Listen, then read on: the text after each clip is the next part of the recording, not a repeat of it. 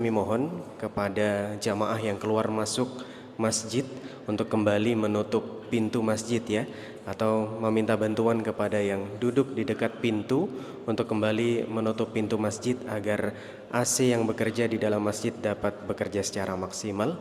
Barakallahu fikum. Kemudian jamaah sekalian, nanti untuk sesi tanya jawab seperti biasa menggunakan secari kertas baik ikhwan ataupun akhwat, dan juga sebisa mungkin dikirimkan sebelum adzan isya berkumandang, karena insya Allah sesi tanya jawab akan dilaksanakan setelah adzan isya berkumandang. Baik jamaah, malam hari ini adalah kajian rutin lanjutan kitab fikih keluarga bab Radha'ah dengan judul Islam dan Pemberian ASI. Baik, langsung saja kami berikan kesempatan kepada pemateri kita malam hari ini, Al-Ustaz Dr. Syafiq Riza Basalamah Hafizahullah Ta'ala.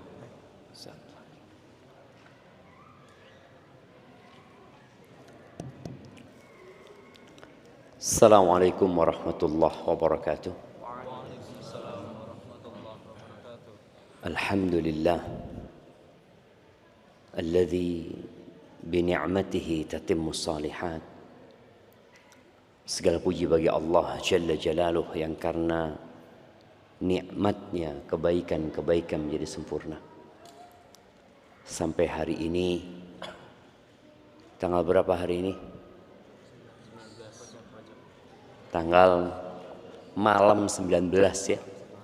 Malam 19 Rajab 1447 Hijriah.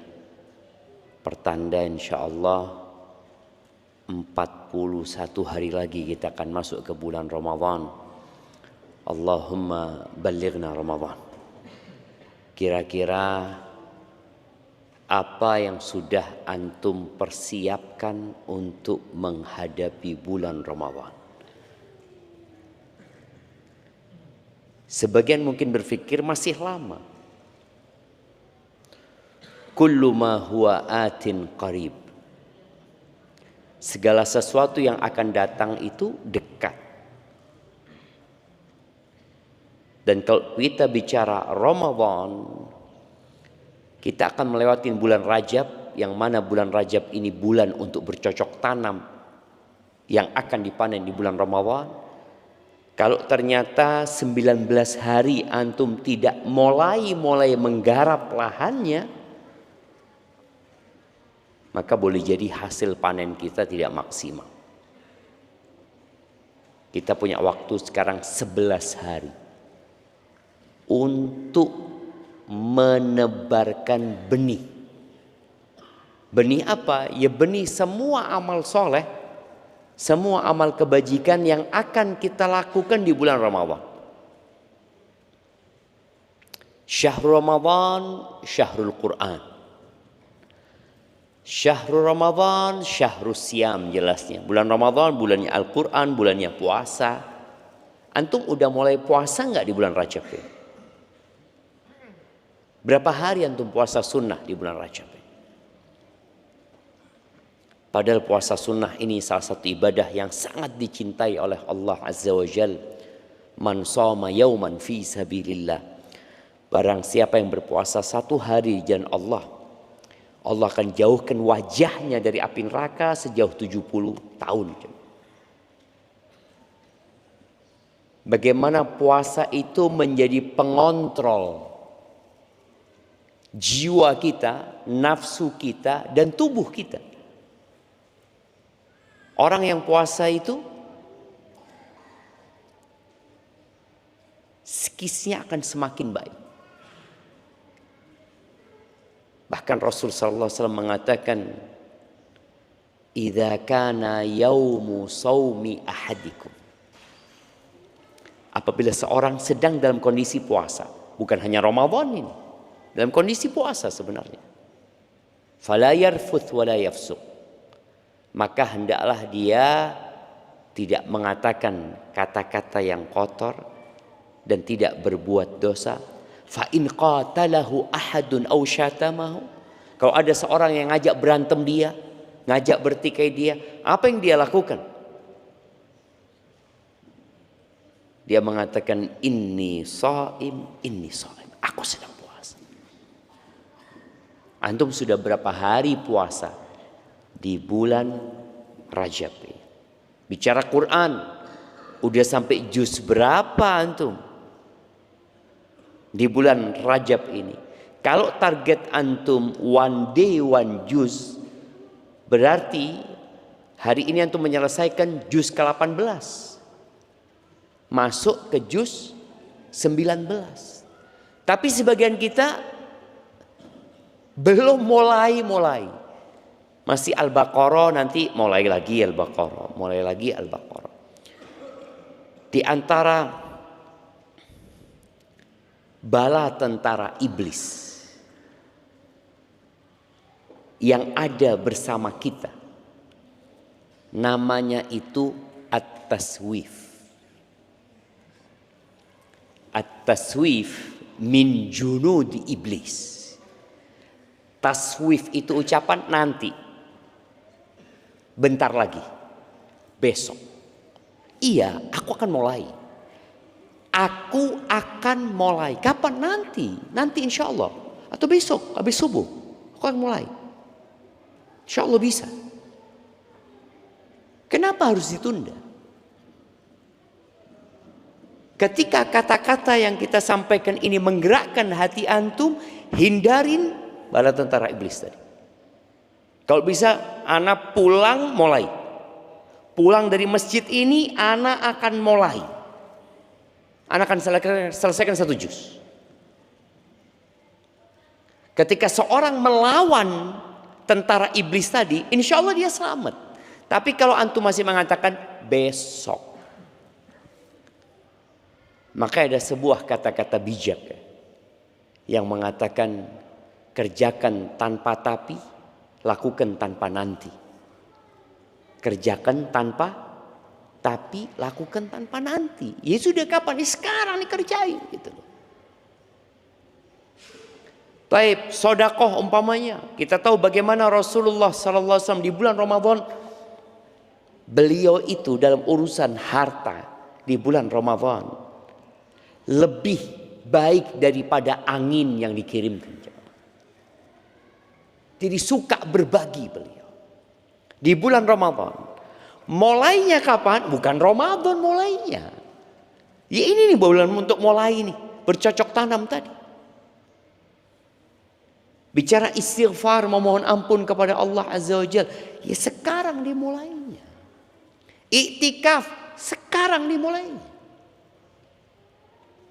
Sekarang nih, antara maghrib dan isya kita nggak pulang karena ada kajian.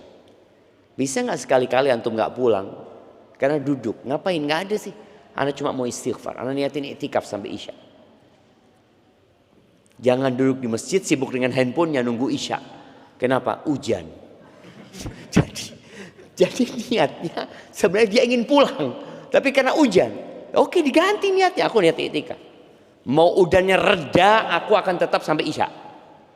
Tapi kalau orang niatnya nunggu hujan reda dia pulang. Tapi kalau dia niatin enggak. Aku niatin mau diem di masjid ini, aku akan beribadah sampai selesai isya. Walaupun awalnya karena hujan. Mulai habis subuh nggak pulang sampai matahari terbit. Ini yang mahasiswa udah selesai ujian. Mulai iktikaf. Subuh niatin nggak. Iktikaf nggak harus puasa ya. Artinya nggak harus dalam kondisi puasa. Tapi kalau antum dalam kondisi puasa, mahasiswa, anak kayaknya nggak pulang Ustaz. Kenapa nggak pulang? Mafi fulus.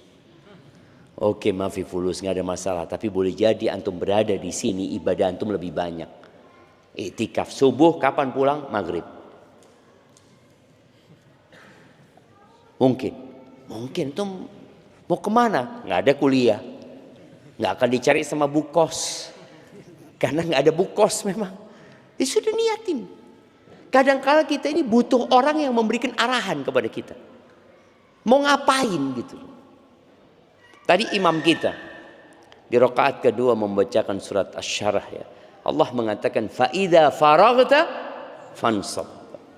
Kalau engkau sudah selesai dari sebuah kegiatan, dari sebuah pekerjaan, isi dengan kegiatan yang lainnya. Nasab itu kelelahan, kok capek lagi. Jangan kemudian berpikir, oh mau istirahat. Liburan itu sebenarnya adalah perpindahan dari satu aktivitas ke aktivitas lainnya. Mungkin antum capek belajar, udah nggak usah belajar. Capek otaknya, ngapain? Ya udah ibadah. Karena biasanya mahasiswa ketika persiapan ujian, ibadahnya malah berkurang. Yang ada baca. Oke, aku mau jalan-jalan Ustaz, kata dia. Nggak apa-apa. Aktivitas jalan-jalan, jangan pulang bawa dosa. Bagaimana pulang jalan-jalan semakin semangat beribadah. Itu sebagai muqaddimah yang mengingatkan kita bahwa kita sudah malam 19 Rajab. Kita akan masuk ke bulan Sya'ban. Ingat, di bulan Sya'ban Nabi alaihi salatu wassalam shoma Sya'ban kullah. Beliau puasa Sya'ban itu full. Di riwayat lain dikatakan illa qalila, kecuali sedikit yang nggak puasa, 2-3 hari lah mungkin. Jadi kalau antum nggak mulai puasa di Rajab ini, kira-kira Sya'ban nggak mulai lagi. Sampai pertengahan Sya'ban mau puasa, oh ada pendapat yang mengatakan makruh puasa setelah nisfu Sya'ban. Nggak jadi puasa lagi, nunggu Ramadan baru puasa. Mulai jemaah. Semua ya, silaturahim, berzikir, perbanyak semuanya. Allahumma salli wa sallim ala abdika wa rasulika sayyidina wa maulana Muhammadin wa ala alihi wa ashabi ajma'in. Amma ba'd. Ahibati fillah. Pembahasan kita ini loncat ya sebenarnya, tapi nanti kita akan kembali ke serba-serbi iddah sebenarnya. Masih ada beberapa masalah yang berkaitan dengan iddah seorang wanita yang perlu dibahas. Seperti seorang wanita yang umpamanya nggak datang bulan karena menyusui, bagaimana iddahnya? Karena ada perempuan nyusuin nggak datang bulan, iddahnya pakai bulan apa nunggu dia datang bulan? Ternyata dia baru datang bulan 2 tahun setelah menyusui selesai. Berarti iddahnya jadi lama banget gitu loh.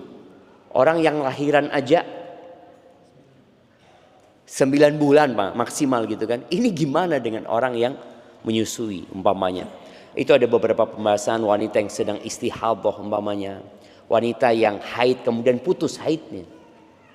Karena ada perempuan yang dia haid atau menempus. Terus gimana iddahnya dia? Kemarin hitungannya kan 3 kali suci umpamanya. Ini sempat datang bulan sekali, kemudian berhenti datang bulan. Bagaimana iddahnya dia? Masih ada serba-serbi tentang iddah. Tapi karena tema yang diangkat sudah masalah ASI, ya kita bahas tentang ASI. Jamaah rahimakumullah, berkaitan dengan ASI ini menjadi permasalahan dunia sebenarnya. Di mana banyak anak-anak yang tumbuh besar kekurangan gizi. Yang salah satu penyebabnya mereka tidak diberi ASI oleh orang tuanya. Taib, apa penyebab dia nggak dikasih ASI sama orang tuanya? Ternyata penyebabnya ibunya harus bekerja. Apa penyebab ibunya harus bekerja? Bapaknya nggak tanggung jawab, tidak memberikan nafkah. Atau karena ambisi nih perempuan-perempuan mengejar karir, akhirnya jadi korban siapa? Anaknya. Akhirnya muncul yang namanya bank ASI. Ada bank ASI sekarang buat orang-orang yang mau menyumbangkan ASInya kepada orang-orang tersebut. Bagaimana Islam memandang semua ini? Dan ternyata ada konsekuensi hukum dengan ASI ini. Kalau kita membaca firman Allah Azza wa Jalla di surat Al-Baqarah ayat 233, Allah Azza wa Jalla mengatakan wal walidatu yurdi'na auladahunna haulaini kamilain liman arada an yutimma ar-radha'ah. Kata Allah, para ibu itu hendaklah menyusui anak-anaknya selama 2 tahun penuh. Yaitu bagi orang yang ingin menyempurnakan penyusuan. Sampai dalam kondisi bercerai jamaah. Suami istri bercerai, anaknya masih bayi, sudah disusui itu anak 2 tahun. Lalu kata Allah, Wa 'alal mauludi rizquhunna wa kiswatuhunna bil ma'ruf. Nih, kewajiban ayah ialah memberikan rizki, memberikan makanan, memberikan pakaian kepada para ibu dengan cara yang patut. Ini sebuah keadilan dan kebaikan Islam. Nih ibu sudah nyusui, masa suruh kerja? Kok nggak kasihan tuh? Makanya kalau kita lihat di antara masalah yang menyebabkan bayi itu tadi nggak dapat ASI karena namanya kerja. Dan lingkungan tempat kerjanya tidak toleransi dengan anak-anak yang bawa bayi. Akhirnya sang anak harus dititipkan ke daycare. Ibunya harus peras susunya. Iya. Belum lagi kalau ibunya stres susunya nggak keluar. Karena kerjaan yang begitu banyaknya. Belum lagi harus melayani suami. Allah menetapkan yang ngasih itu rizki, yang menjamin hidupnya nih ibu yang menyusui anaknya, bapaknya. Lalu Allah katakan la tukallafu nafsun illa wus'aha. Seseorang tidak dibebani melainkan menurut kadar kesanggupannya. Ini lagi keindahan Islam. Ada emak-emak yang nuntut banyak, padahal suaminya rizkinya sedikit. Dan juga ada bapak-bapak yang malas bekerja. Apa penyebab dia malas bekerja? Istrinya punya penghasilan. Dia pikir dengan istrinya punya penghasilan, dia nggak wajib kasih nafkah. Ini masalah lagi. Dan subhanallah jemaah, Allah akan tegakkan timbangan keadilan.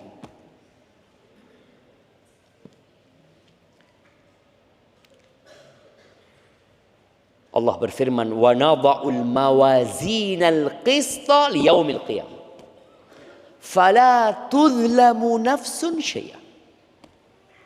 Kata Allah, kami akan letakkan timbangan-timbangan keadilan kelak pada hari kiamat. Tidak ada satupun orang yang akan dizalim.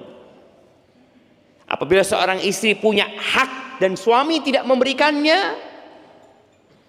maka akan mempertanggungjawabnya. Allah mengatakan wala nas'alannahum ajma'in. Semua akan ditanya sama Allah Azza wa Jalla.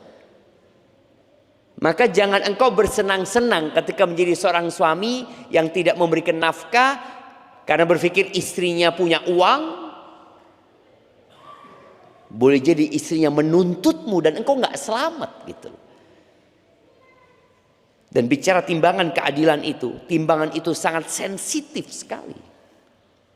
Wa in kana mithqala habbatin min khardalin ataina biha wa kafa bina hasibin. Walaupun perbuatan itu mithqala seberat semut.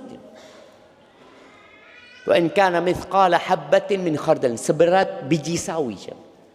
Kami akan datangkan. Sekarang kalau antum ambil biji sawi ketimbangan emas, nggak ada.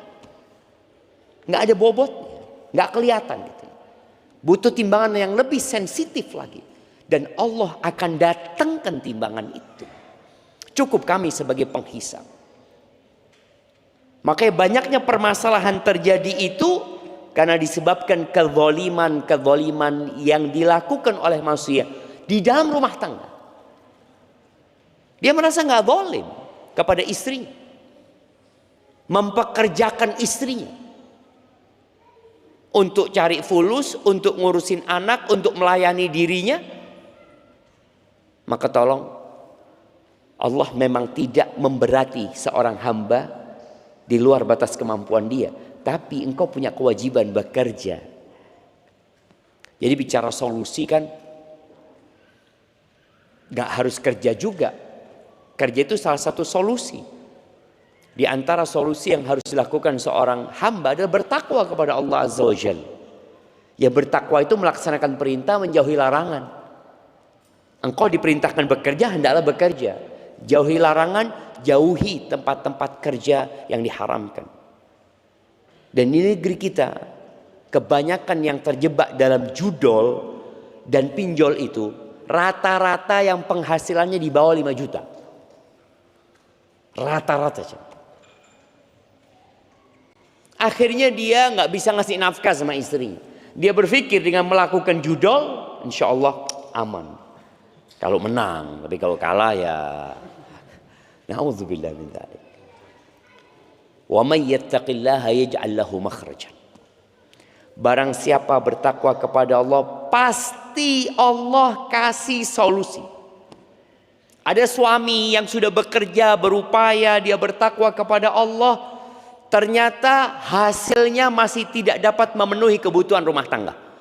Tapi dia bertakwa sama Allah, boleh jadi Allah kasih istri yang qanaah, istri yang menerima, istri yang tidak akan menuntut suaminya. Bahkan boleh jadi dia akan lepas kalung yang ada di lehernya, dia berikan kepada suaminya, bang, kau jual bang, buat makan kita. Nggak apa-apa bang. Karena sang istri melihat suaminya bertakwa, suaminya sungguh-sungguh gitu loh.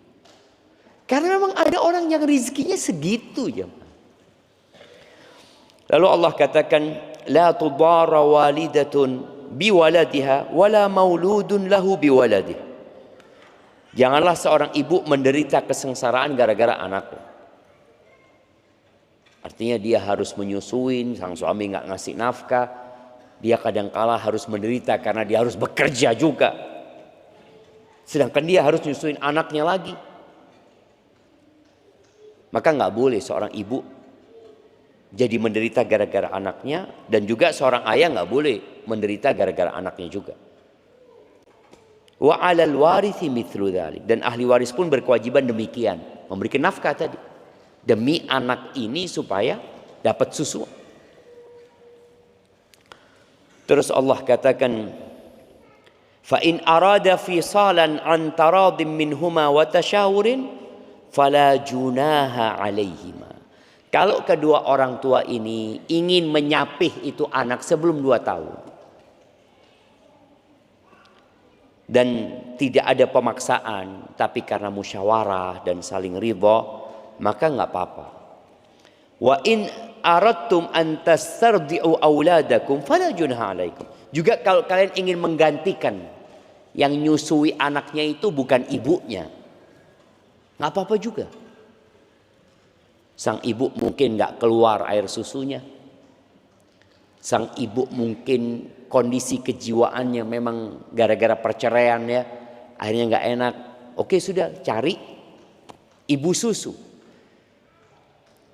Jadi para ulama menfatwakan Bang ASI itu haram hukumnya. Kenapa? Kita akan bahas sebentar lagi. Karena ada konsekuensi hukum yang berkaitan dengan mahram. Ketika Bang ASI itu ditaruh, nggak tahu ini susunya siapa, ini mahramnya siapa nih orang. Yang ada dalam Islam ibu susu. Silahkan cari ibu susu. Jadi mungkin solusinya adalah ya ada tempat-tempat yang menyediakan ibu susu, tapi bukan Bang ASI, dan mereka mendapatkan upah. Idza sallamtum ma ataitum bil ma'ruf wattaqullaha wa'lamu annallaha bima ta'maluna basir. Asalkan tadi kalian kalau menyerahkan anak kalian kepada ibu susu sebagaimana Nabi Muhammad alaihi salatu wasallam disusui oleh Thuwaibah, kemudian disusui oleh Halimah As-Sa'diyah, itu dapat upah mereka. Ya kasihkan dengan cara yang baik. Taib ahibati fillah, berkaitan dengan menyusui ini, insya Allah antum sudah faham yang maknanya menyusui. Menyusui itu secara definisi syariat bukan cuma anak yang nempel di tete ibunya, enggak. Tapi yang disebut menyusui itu isalu labanil mar'ah ila jawfi tiflin dunal haulain. Sampainya ASI itu ke perutnya bayi sebelum umur 2 tahun. Sebelum ya lengkap umur 2 tahun. Jadi boleh jadi ASI itu pakai botol. Tetap dia menyusu sebenarnya. Walaupun secara bahasa kalau menyusui ya ditempelkan ke dada ibunya. Secara hukum, tadi ayatnya sudah kita baca, bahwa diwajibkan menyusui bayi itu di masa dia disusui apabila anak itu membutuhkan itu susu. Ini sepakat para ulama atas wajibnya memberikan ASI. Bukan susu sapi. Jadi di antara yang menyebabkan banyak ibu tidak mau menyusui anaknya, iklan-iklan susu formula. Itu yang menggambarkan seakan-akan lebih bagus daripada ASI. Kemudian juga kekhawatiran ibu tadi kalau dia nyusui, kondisi badannya jadi berubah. Enggak ideal lagi. Padahal subhanallah, ASI ini jamaah enggak perlu dipanasin. Ibu itu kalau malam hari, kalau dia harus pakai susu formula, ya dia harus muda, ya dia harus kocok baru dikasihkan. Tapi kalau ASI tinggal tarik anaknya tempelkan, sudah selesai dia. Tuh anak kapan dia kenyang dia akan lepas. Subhanallah. Dan bagaimana Allah menjadikan ASI ini benar-benar mencukupi kebutuhan nutrisi buat anaknya. Itu bicara wajibnya menyusui dalam agama kita. Dan subhanallah, ada konsekuensi hukum dengan menyusui ini. Di sini dibahas tentang ar-radha al-muharrim war-rad'atul muharrimah. Susuan yang mengharamkan. Artinya kapan anak ini kalau menyusu dia jadi mahram. Kalau sama ibunya dia mahram bukan karena menyusu. Tapi kita bicara bagaimana ketika anak ini disusui sama orang lain. Kapan susuan itu menjadi mahram? Pendapat jumhur ulama bahwasanya susuan yang menjadi mahram itu apabila sebelum umur 2 tahun. Kalau dia disusui setelah umur 2 tahun maka nggak jadi mahram. Ini pendapat jumhur ulama. Tapi ada satu pendapat yang banyak dibahas dalam kitab-kitab fikih berkaitan dengan radha'ul kabir. Susuan buat orang yang sudah dewasa. Bisa enggak jadi mahram? Contoh umpamanya, ada orang ngambil anak asuh ya, kan nggak bisa dijadikan anak. Nih anak udah dipiara, dia punya anak kandung dan punya anak asuh. Tahu-tahu anaknya sudah berumur 10 tahun yang diasuh ini. Dan tentunya tuh anak bukan mahram lah sama orang tua. Kalau dia anak perempuan, dia nggak mahram sama bapaknya. Kalau dia punya saudara-saudara, dia juga bukan mahram. Gimana solusinya? Di sini ada pendapat. Yang pendapat itu adalah pendapatnya Ummul Mukminin Aisyah radhiyallahu taala anha. Bahwa Aisyah berpendapat bolehnya susuan orang dewasa. Tapi bukan nyusu tadi. Kalau sudah besar bukan dikasih, tapi kasih minum ya, diminum. Aisyah berpendapat boleh. Apa dalilnya? Dalilnya hadis sahih yang diriwayatkan oleh Aisyah radhiyallahu taala anha bahwa istrinya Abu Hudzaifah itu datang kepada Nabi sallallahu alaihi wasallam. Abu Hudzaifah ini punya anak angkat. Ingat dulu anak angkat itu dinasabkan kepada bapak angkatnya. Sebagaimana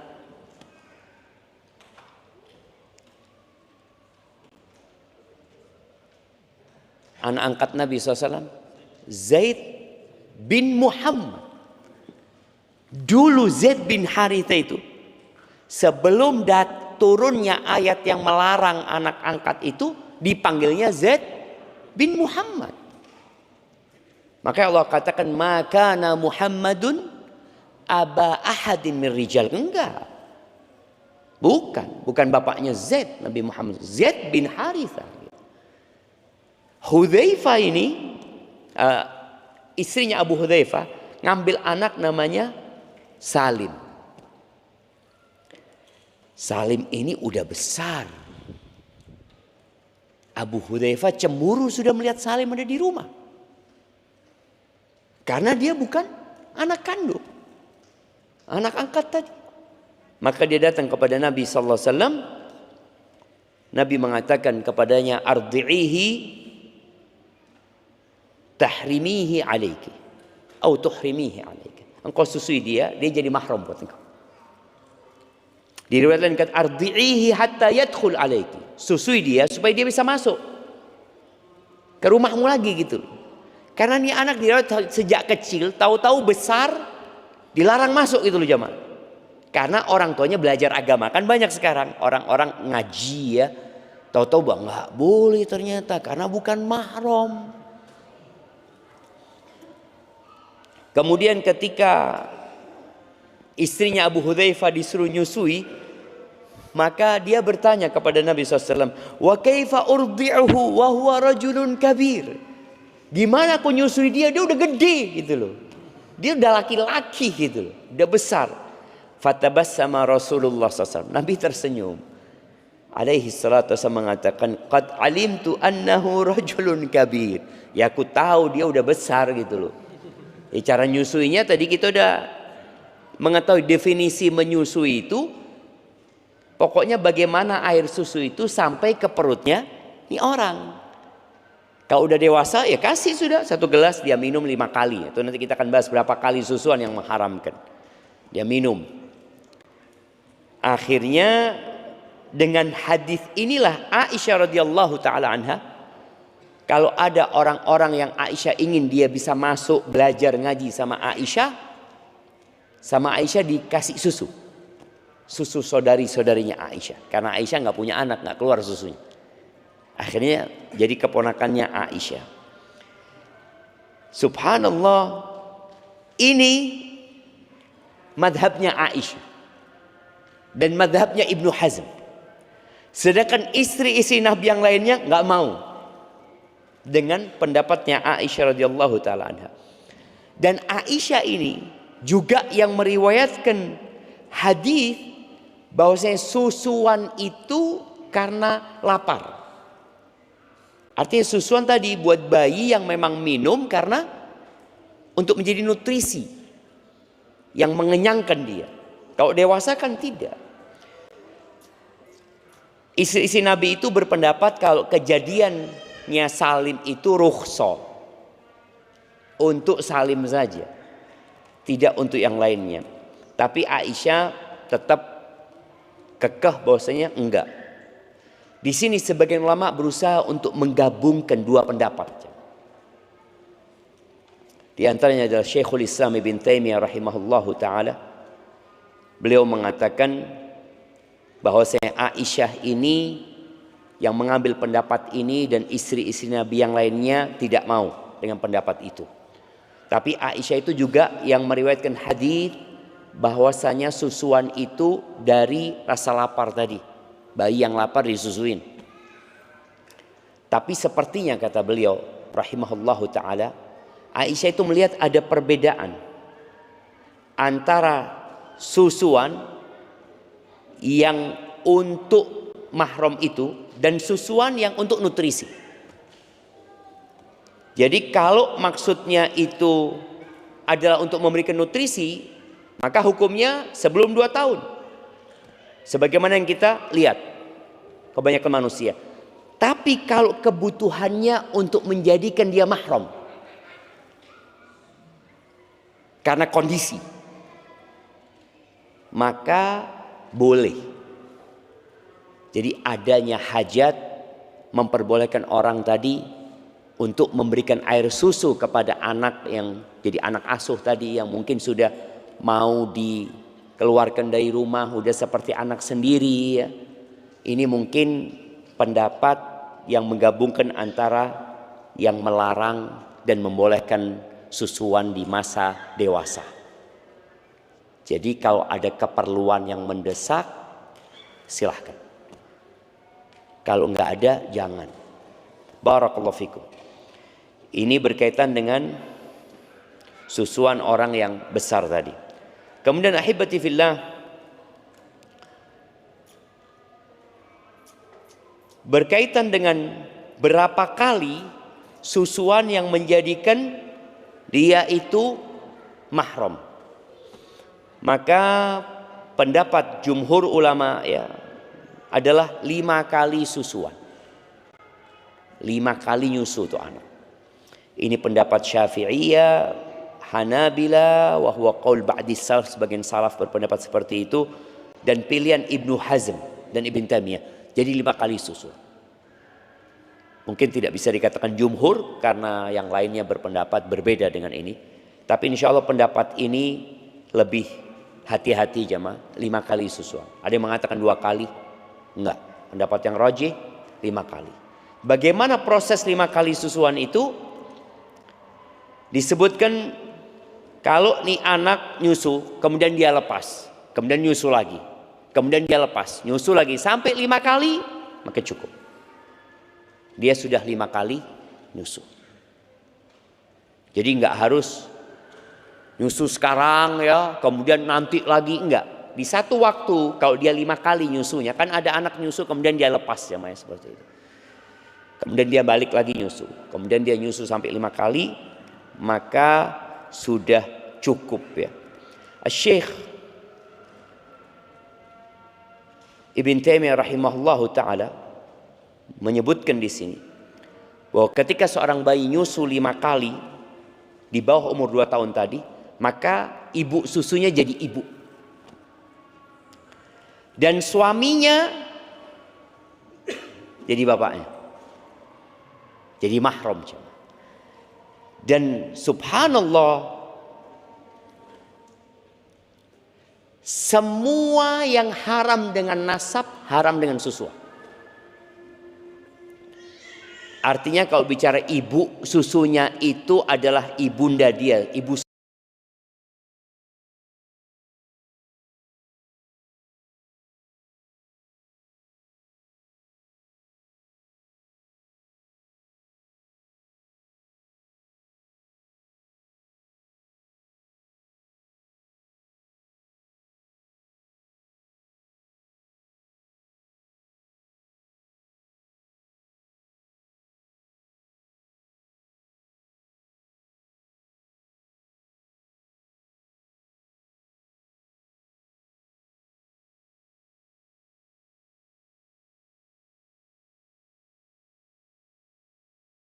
Karena nggak jelas.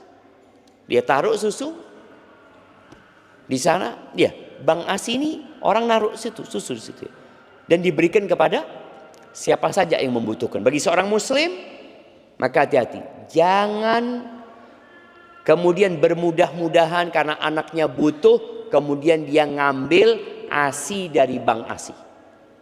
Lebih baik kalau memang nggak ada ibu susu, kasih susu formula. Kecuali bisa dipastikan, oh ini asinya fulan. Fulan yang mana? Wallahu alam, nggak tahu. Pokoknya fulan. Ya gimana kau mau tahu fulana itu yang akan jadi saudara sesusu? Jadi ingat proses nyusunya itu disebutkan, nih anak nyusu sekali, kemudian dia lepas, kemudian dia nyusu lagi, kemudian dia lepas, walaupun di satu tempat.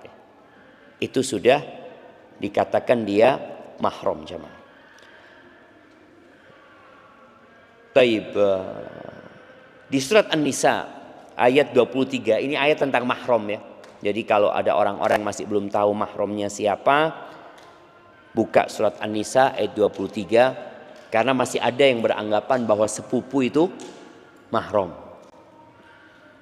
Dulur Ustaz, iya dulur, tapi bukan mahram. Saudara betul, saudara sepupu. Ada yang menjadikan istri pamannya mahram juga. Istri paman Ustaz, lu istri paman ya istri paman.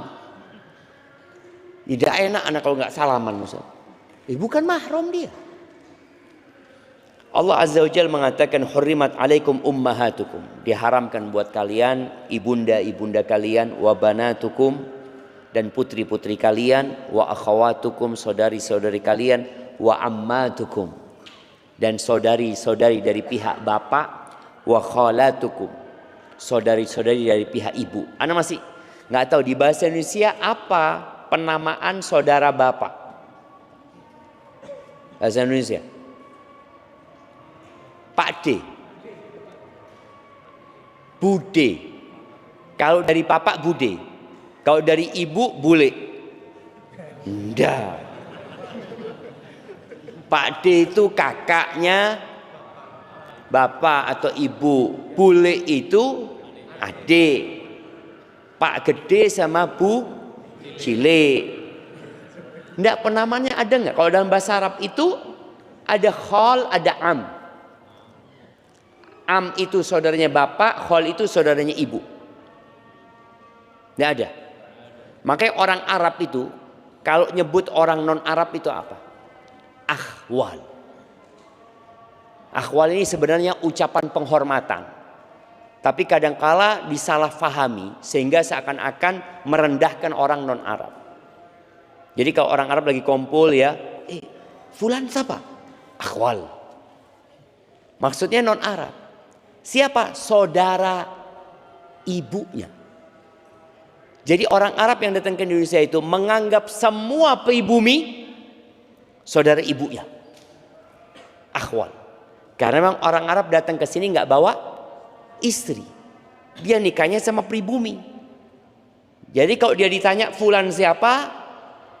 Akhwal. Jadi orang di pasar semuanya akhwal semuanya mereka. Maksudnya saudara emaknya gitu. Baik, kita dengarkan azan dulu.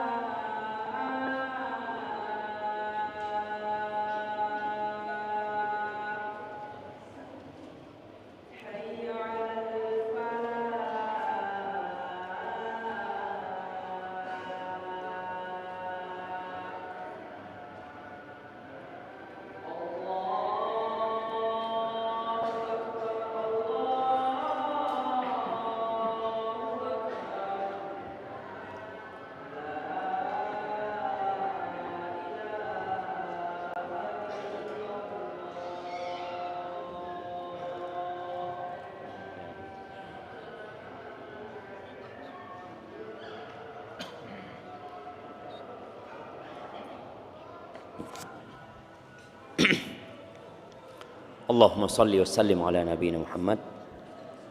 Taib. Rasul sallallahu alaihi wasallam bersabda, yahrumu minar radha'a ma yahrumu minan nasab. Jadi yang diharamkan dengan susuan itu seperti yang diharamkan dengan nasab.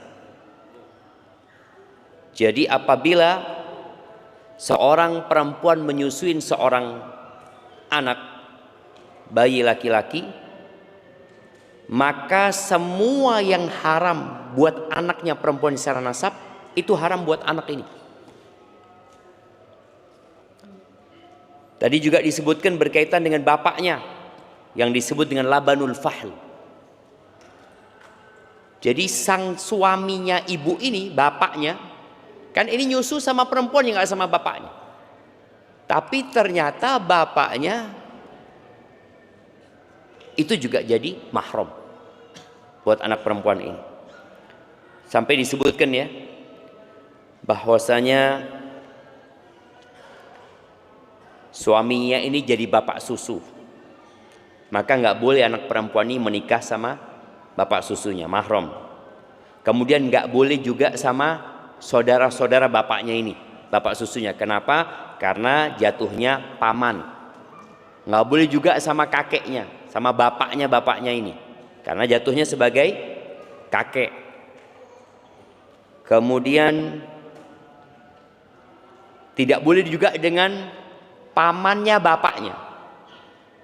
Bapaknya punya paman nih, itu juga nggak boleh karena mahram, jatuhnya sama anak ini. Kemudian kalau bapak ini ternyata punya anak selain dari ibu ini, juga jadi saudara sebapak jatuhnya. Dan nggak boleh juga dengan anaknya, mahram juga dengan anaknya bapak ini, karena jatuhnya ponakan buat dia, buat perempuan. Jadi berkaitan dengan Bang Asi itu memang sangat rancu tadi, beresiko ketika dia dilegalkan. Solusinya apa? Ya menghidupkan kembali ibu-ibu susu. Kemudian yang kedua, memberikan kenyamanan kepada para ibu agar mereka bisa menjalankan tugasnya dengan baik sebagai seorang ibu, bukan sebagai seorang pegawai. Karena generasi masa depan ini kalau tidak mendapatkan pendidikan yang baik dari madrasah pertamanya, ya sulit untuk diharapkan. Dan berkaitan dengan ibu susu ini, para ulama menganjurkan untuk mencari ibu susu yang akhlaknya baik, yang perilakunya baik ya, dan orangnya ya orang solehah. Jangan sampai memberikan anak kita untuk disusui kepada orang-orang yang fasik, orang-orang yang kurang baik. Taib ahibati fillah, bagaimana kalau susunya itu dicampur sama air umpamanya? Apakah masih akan berdampak kepada pemahroman ini? Iya, asalkan susunya masih dominan. Kalau susunya dominan masih. Atau susunya dicampur sama bubur, sama makanan. Kan tadi ASI dikeluarin terus campur makanan. Kalau tetap dominan susunya, tetap bisa menjadi mahram. Tapi kalau lebih dominan airnya atau lebih dominan jusnya, maka tidak menjadi mahram. Kemudian bagaimana kalau menyusu dengan air susunya seorang pelacur? Berzina. Nggak ada suaminya. Nggak ada suaminya. Apakah jadi mahram? Tetap jadi mahram. Tetap jadi mahram walaupun tadi tidak dianjurkan. Kalau menyusu dengan gadis. Gadis kok keluar susu? Mungkin jemaah. Jadi sekarang ada minuman itu yang membuat hormon itu akhirnya keluar susu. Kalau ada gadis juga tetap jadi mahram walaupun tidak ada bapaknya gitu. Tapi kemudian yang terakhir, bagaimana kalau menyusu dengan, ini pembahasan para ulama ya, bila banir rajul, dengan air susunya laki-laki. Orang laki keluar susu. Jadi kadang-kadang lihat anaknya nangis ya, atau ponaan siapalah nangis disusui sama orang ini, nyusu dari keluar susunya. Apakah jadi haram? Enggak tentunya. Enggak jadi mahram gitu jamaah. Ini sepakat para ulama ya. Itu mungkin pembahasan yang berkaitan dengan ASI ini. Semoga kita jadi kebayang kenapa kok ada fatwa yang melarang bank ASI. Karena memang ada konsekuensi hukum. Agama ini harus selalu hadir dalam semua aktivitas kita jemaah. Karena agama itu Allah turunkan untuk mengontrol kehidupan manusia. Kalau tidak, ya mereka semau mereka. Kenapa sih niat kita bantu orang? Kenapa nggak boleh? Aku alhamdulillah air susuku banyak dan anakku tidak membutuhkan. Atau anakku meninggal dunia. Ada anaknya yang meninggal dunia, jadi susunya banyak. Apa yang dia lakukan? Akhirnya dia taruh di bank. Jangan. Kalau engkau ingin berbuat baik, susumu berikan kepada orang yang tertentu. Fulan atau fulana. Tiap hari kirimkan ke sana. Biar dia menyusui anaknya dengan susu. Jadi engkau tahu mereka adalah mahrammu. Dan kalau bisa dicatat. Supaya anaknya ini tahu itu ibu susumu. Gitu. Kalau itu ibu susumu, semua yang mahram sama dia, mahram sama engkau. Nah itu perlu dipelajari lagi ya. Barakallahu fikum. Bagaimana hukumnya menyusui lebih dari 2 tahun karena anaknya belum siap disape? Ya boleh-boleh saja. Tapi yang sempurna itu adalah 2 tahun. Dan subhanallah para ulama menyebutkan setelah 2 tahun air susu ibu itu sudah tidak terlalu berguna buat anak ini. Umur dia itu sudah membutuhkan nutrisi yang lebih daripada air susu tadi. Jadi secara hukum boleh-boleh saja. Memang orang tua ini kalau bicara nggak siap, boleh jadi orang tuanya yang tidak mempersiapkan. Ada sebuah ungkapan hikmah dari orang Arab terdahulu mengatakan, an-nafsu katifli in tuhmilhu syabba ala hubir raba wa in taftimhu yanfatim. Nafsu itu seperti bayi. An-nafsu katifli. Kalau engkau abaikan dia, maka dia akan cinta dengan susuan itu. Gak sulit untuk disapi. Tapi kalau sejak awal sudah persiapkan disapi, ya dia akan lepas juga. Karena bayi ini memang belum tahu ada makanan yang lebih enak daripada susu emaknya. Padahal ketika dia lepas dari susu emaknya, dia akan merasakan es krim. Waduh, ini lebih enak ternyata dari susu emaknya gitu umpamanya. Ada banyak makanan lain sebenarnya. Jadi orang tua yang harus mempersiapkan diri. Karena ada anak-anak yang terbiasa nyusu, mungkin setelah dia agak besar lebih 2 tahun, pulang emaknya tidur, dibuka baju emaknya. Nyusu dia jamaah. Tapi biasanya emak-emak yang pintar-pintar itu sudah mempersiapkan diri. Dikasih apa? Pahit-pahit jemaah ya. Seperti itu. Tapi ada anak yang bandel jemaah. Dia pahit-pahit tetap, kata dia bentar lagi nggak pahit kata dia. Seperti itu. Nah itu kalau sudah keluar gigi digigit ya. Nah seperti itu. Maka lebih baik segera ya. Kalau bicara nggak siap ya disiapkan. Dan biasanya anak kalau disape itu panas ya, demam, sakit, dia nggak mau makan, nggak mau minum, akhirnya orang tuanya kesian, akhirnya disusuin lagi sama dia. Izin bertanya Ustaz, ASI yang melimpah banyak dari seorang ibu kemudian disimpan di freezer sampai tidak terpakai, bagaimana baiknya? Bisa nggak dikonsumsi ibunya saja? Ya kok halal dia itu jamaah. Atau kasihkan bapaknya lah. Langsung jadi anak susu bapak itu. Iya tadi kalau berlebih, tadi kita ada pembahasan bagaimana kalau susunya itu dicampur buat kue kayak. Jadi nggak perlu beli susu sudah. Jadi udah punya susu. Jadi yang berlimpah itu tadi solusinya bisa dibuat makanan, nggak dibuang gitu loh jamaah. nggak dibuang, masih bermanfaat ya seperti itu. Kemudian bisa juga diberikan kepada anaknya tetangga ya. Ini termasuk berbuat baik, tapi kalau untuk bank ASI tidak ya. Barakallahu fikum. Oh ini, mohon izin bertanya Ustaz, hukum suami minum ASI istri itu bagaimana menurut Islam Ustaz? Mohon dijawab gitu. Ya nggak jadi anak susu gitu ya, nggak jadi mahram gitu kemudian nggak, karena tadi kita sudah membahas susuan buat orang dewasa. Susuan buat orang dewasa itu tidak akan menjadi mahram kecuali dalam kondisi terpaksa tadi yang sudah dibahas. Barakallahu. Cuma sebagai seorang suami tolong jangan sampai anaknya kekurangan susu, kekurangan ASI. Karena bapaknya geragas, katanya orang Jawa. Ada yang geragas bapaknya. Assalamualaikum Ustaz, izin bertanya, bagaimana apabila seorang ayah yang qadarullah sudah bercerai dengan ibu kita sejak kecil dan tidak pernah menafkahi sama sekali dari kecil, justru tega mengambil uang sang adik kami, justru tega mengambil uang.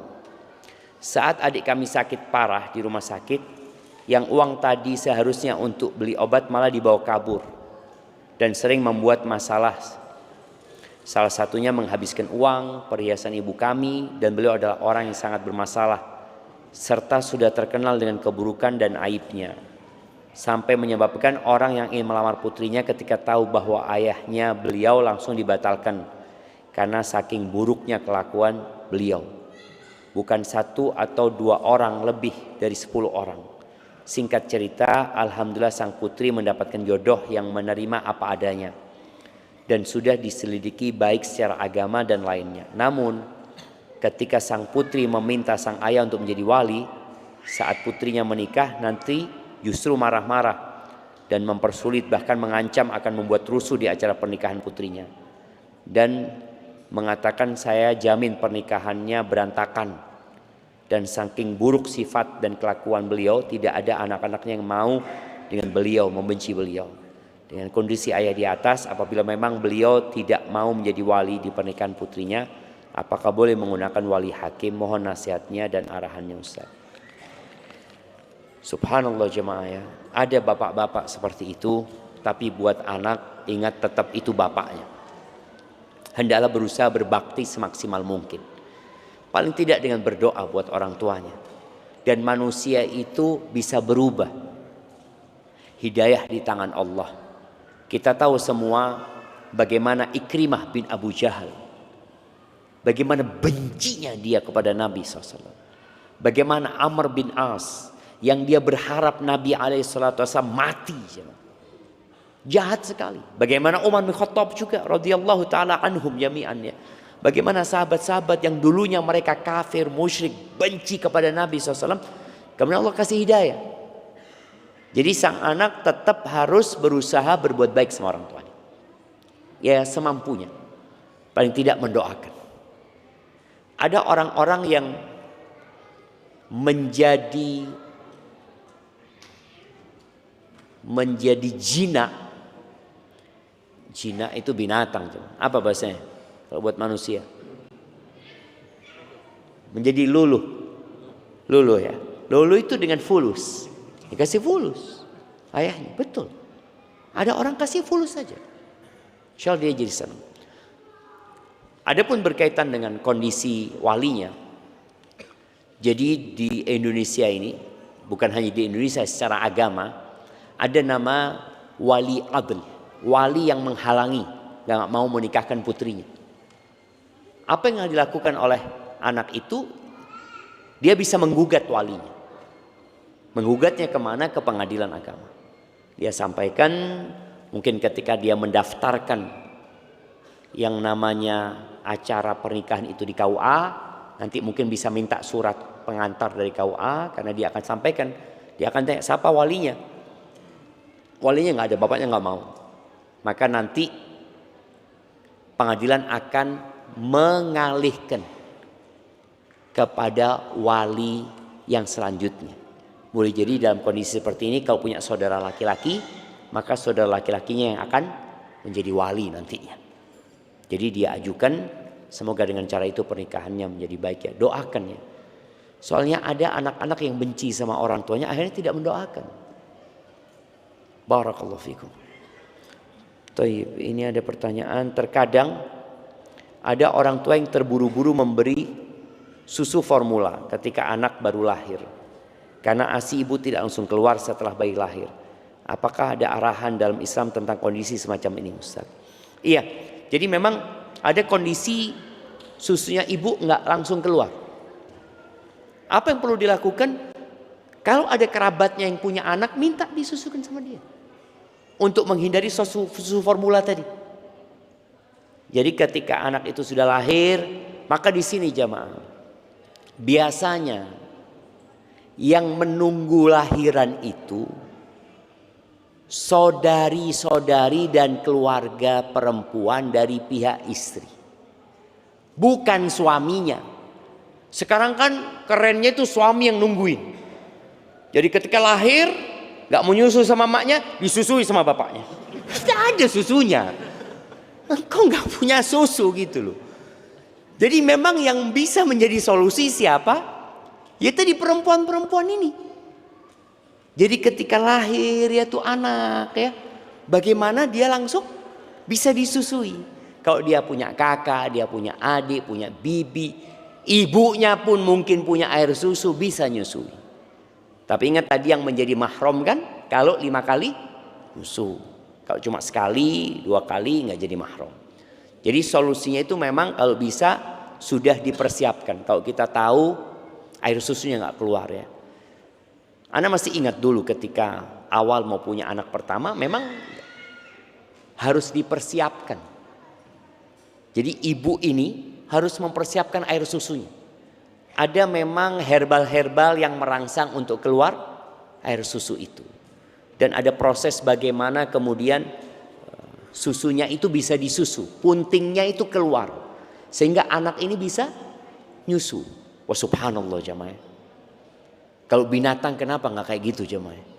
Antum lihat anaknya kambing itu keluar, dia sudah tahu di mana cari susu emaknya, dan dia nyusu. Dan memang air susu yang pertama keluar itu sangat bermanfaat buat anak itu.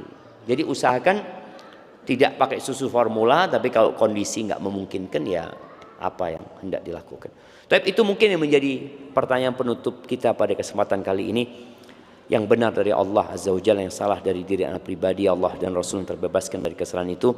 Subhanakallahumma bihamdika asyhadu an la ilaha illa anta astaghfiruka wa atubu ilaik. Baik Ustaz, jazakumullah khairan atas materi yang telah disampaikan. Semoga menjadi ilmu yang bermanfaat bagi kita semua yang menyimak malam hari ini. Baik jamaah sekalian, mungkin kami menyita waktu sedikit ya untuk memberikan beberapa hadiah pada malam hari ini. Kami berikan mungkin kepada jamaah yang membawa rombongan terbanyak malam hari ini, yang membawa rombongan terbanyak untuk hadir kajian di malam hari ini. Silakan bisa angkat tangan. Siap, masnya bawa rombongan. Masya Allah, berapa orang? Ada ibu-ibu 8 orang ya. Ibu-ibu 8 orang. Masya Allah, bawa elf mas ya. Pick up, Masya Allah. Oh lin, Masya Allah. Ibu-ibu 8 orang, sama masnya 9 orang berarti. Sopirnya 2, Masya Allah, 10 orang total, 11 sama masnya. Ada yang lebih banyak? Nggak ada kayaknya nih, Masya. Udah pede banget masnya. Masya Allah. Insya Allah nggak ada memang. Masya Allah. Masnya sudah nikah belum? Oh belum, taib. Masya Allah. Semoga bermanfaat, yang mohon disampaikan ke masnya.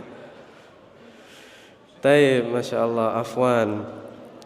Nah kalau tadi rombongan ya, mungkin bisa jadi bukan keluarga. Kalau sekarang yang satu keluarga diajak semua dan jumlahnya terbanyak. Masya Allah, Bapak di belakang 8, Masya Allah, 8 keluarga semua Pak ya, dibawa semua, Masya Allah. Ada yang lebih banyak dari 8? Masya Allah. Kayaknya bapaknya pernah dapat sudah Pak ya. Buku ini bukan Pak? Oh sudah ya. Berarti kasih kesempatan ke yang lain Pak ya. Siap. Alhamdulillah ada kesempatan yang lain. Coba yang di bawah 8, yang bawa rombongan keluarga terbanyak malam hari ini. Taib. Nggak ada yang bawa keluarganya kayaknya. 4 orang. 4. Nah baru nih ada yang ngacung yang lain. Berapa Pak? 5 orang. Belakangnya? 1 orang. 1 orang. Iya Masya Allah. Nggak masalah ya. Yang penting Pak Dokter. Masya Allah. 4 orang. 6,5 ada di kandungan. Oh bayi. Masya Allah. 6,5 lumayan lah. 5. Masya Allah. 6,5 sejauh ini yang paling banyak ini. Masya Allah. Setengahnya bayi ya. Dibawa juga Pak Dokter. Masya Allah. Ada yang lebih banyak? Tidak ada? Masya Allah. Hadiahnya jatuh kepada Pak Dokter ya di belakang, mohon disampaikan.